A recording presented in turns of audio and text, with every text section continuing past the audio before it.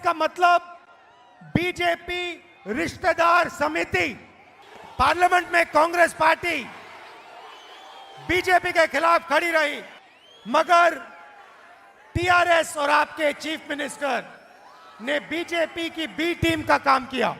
4,000 रुपए हर महीने senior citizens, विधवाओं के लिए पेंशन।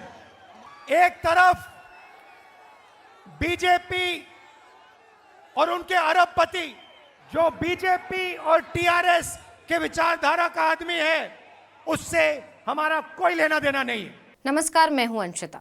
कर्नाटक में कांग्रेस को शानदार जीत दिलवाने के बाद राहुल गांधी ने अब तेलंगाना में मोर्चा संभाल लिया। इसके लिए 2 जुलाई को राहुल गांधी उसी तल्ख तेवर के साथ सत्ताधारी टीआरएस और विरोधी दल भारतीय जनता पार्टी पर बरसते नजर आए। तेलंगाना में चुनावी बिगुल फूंकने पहुंचे राहुल गांधी ने तो सत्ताधारी दल टीआरएस को बीजेपी की बी टीम ही बता दिया। सिर्फ यही नहीं, राहुल गांधी ने टीआरएस पर गंभीर आरोप भी लगा दिए। राहुल ने राज्य में टीआरएस ही नहीं, भारतीय जनता पार्टी को भी अपने निशाने पर लिया। आप जानते ही हैं कि राजस्थान, मध्य प्रदेश के साथ ही तेलंगाना में भी इसी साल के आखिर में चुनाव होने हैं। इसलिए सभी राजनीतिक दल इन राज्यों पर फोकस कर रहे हैं। अब जहां राजस्थान और मध्य प्रदेश में तो कांग्रेस और बीजेपी की आमने सामने की टक्कर है, तो वहीं तेलंगाना में टीआरएस और कांग्रेस का महामुकाबला है। लेकिन बीजेपी वहां कांग्रेस की जगह लेने की कोशिश में लगी हुई है। यही नहीं, सत्ताधारी पार्टी भी बीजेपी को ही निशाने पर लेती है, जैसे कि वो ही मुख्य विपक्षी पार्टी हो। यानी कुल मिलाकर टीआरएस और बीजेपी दोनों मिलकर कांग्रेस को तेलंगाना में खत्म करने की कोशिश में है। अब राहुल ने दोनों पार्टियों की उसी कोशिश पर पानी फेरने की कोशिश की। राहुल गांधी ने तो टीआरएस, जिसका नाम अब बीआरएस हो चुका है, उसे बीजेपी की बी टीम ही बता दिया। राहुल गांधी ने अपने भाषण में एक तीर से 2 निशाने लगाने की कोशिश की, क्योंकि कांग्रेस का मुकाबला दोनों दलों से है। यही नहीं, राहुल गांधी ने तो बीआरएस का नामकरण भी कर दिया। राहुल ने कहा कि अब टीआरएस का नया नाम है बीआरएस, यानी बीजेपी रिश्तेदार समिति। इसीलिए मैंने कहा कि टीआरएस बीजेपी की बी टीम है, और उन्होंने ये बात मान ली और अपना नाम बदल दिया।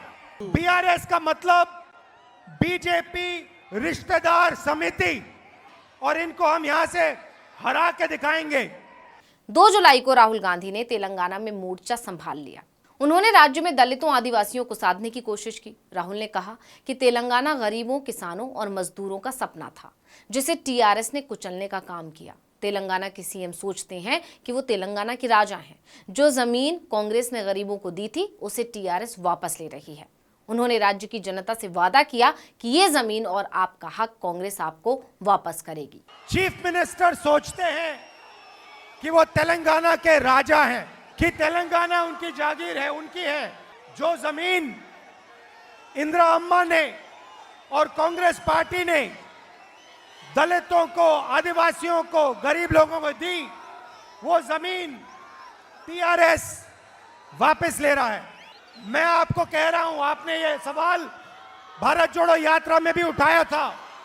ये जमीन चीफ मिनिस्टर की नहीं है, ये जमीन आपकी है, ये आपका हक है, और ये जमीन जो आपकी है वो कांग्रेस पार्टी आपके हवाले करेगी। राहुल ने अपने पूरे संबोधन में दलित और आदिवासियों पर फोकस किया। यही नहीं, राहुल ने कर्नाटक की तरह ही तेलंगाना सरकार पर भ्रष्टाचार का आरोप भी लगा दिया।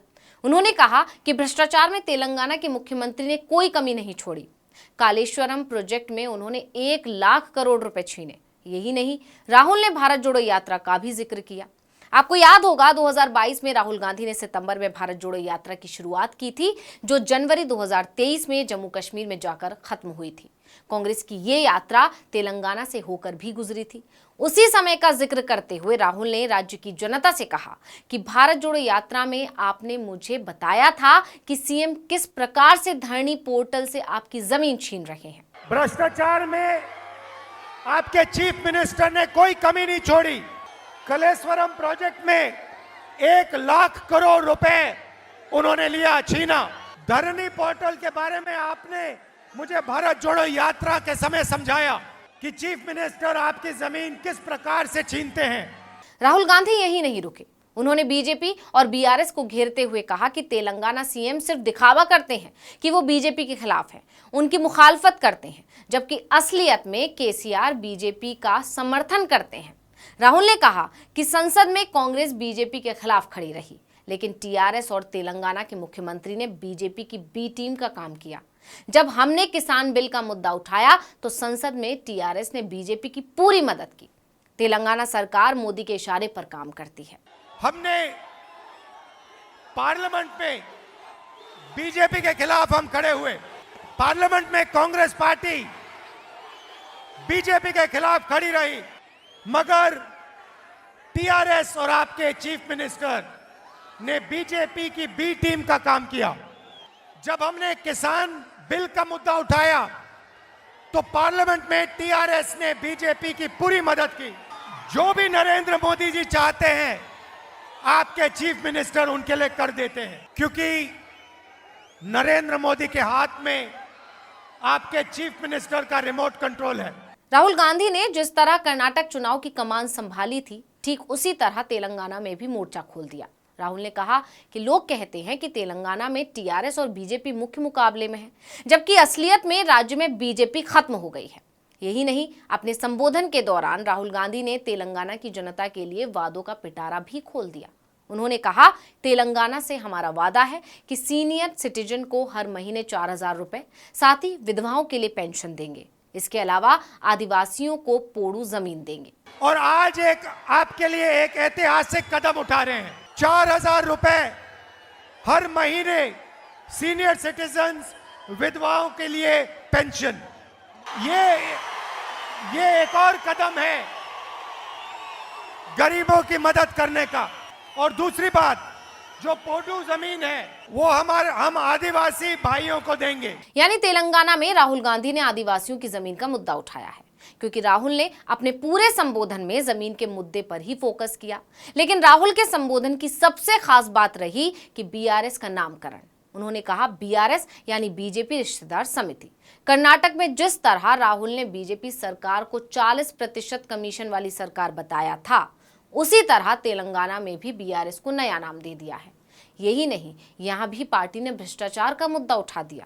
जैसा कि आप जानते ही हैं कि 2022 के आखिर में हुए चुनाव से कांग्रेस कमबैक करती दिख रही है। पहले उसने बीजेपी से हिमाचल छीना, फिर कर्नाटक छीन लिया।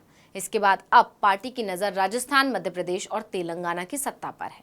अब देखना होगा कि पार्टी यहां क्या कमाल दिखा पाएगी, राहुल की मेहनत रंग लाएगी या नहीं। लेकिन जानकारों का कहना है कि जिस तरह से पार्टी कांग्रेस शासित राज्यों में अपने वादों पर खरी उतर रही है, उसका फायदा उसे आगामी चुनावों में जरूर मिल सकता है। इस वीडियो में इतना ही। आपसे अनुरोध है कि यूट्यूब पर हमारे चैनल आर्टिकल 19 इंडिया को सब्सक्राइब कीजिए, फेसबुक पर लाइक कीजिए और कमेंट करके बताइए आपको हमारा ये वीडियो कैसा लगा। आने वाले दिनों में हम और किन मुद्दों पर वीडियो बनाएं, ये भी जरूर बताइएगा। ट्विटर हैंडल है आर्टिकल 19_इंडिया, इसको भी फॉलो कर लीजिए। नमस्कार।